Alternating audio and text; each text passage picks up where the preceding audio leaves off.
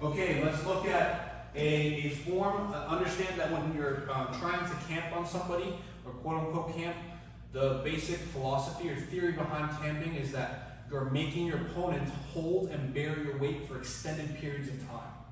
And anytime you have your opponent in a bottom position, whether it be guard play, whether it be turtle, you want, or front headlock, you want your opponent to hold and bear your weight, because with each second that goes by, your opponent is becoming more and more tired.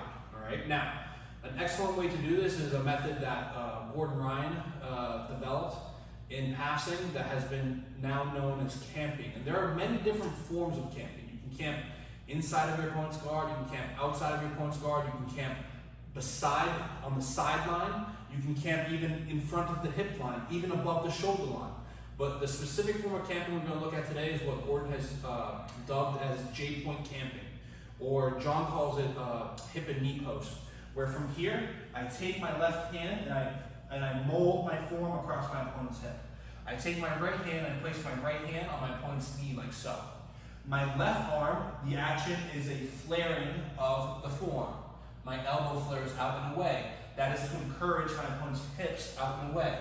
My right hand, the action is pushing the knee down and away. Essentially what I'm doing is I'm attacking the hip flexor muscle, which is a relatively small and weak muscle. And the final point of contact with my opponent is going to be my head. My head is going to mold to the front of my opponent's deltoid. Here, like so, okay? Now, once I get my points of contact, my forearm, my hand, and my head, I'm going to pop up and make him start bearing my weight.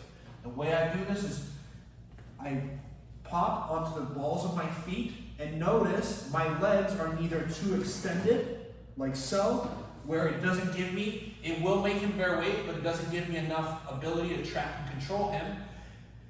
Neither are my legs too close, like so, where now he's bearing less weight and my feet are bearing more weight.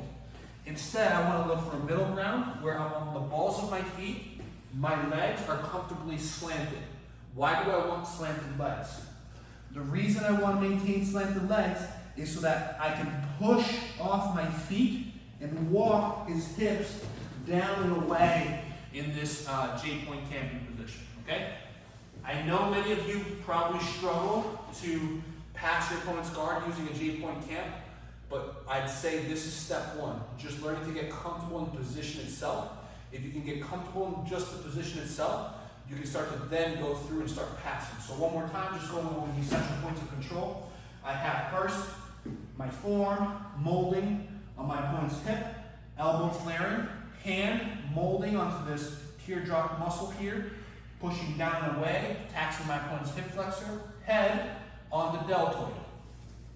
I pop up onto the balls of my feet, both of my knees are bent and ready for action. I use my legs to drive down and away.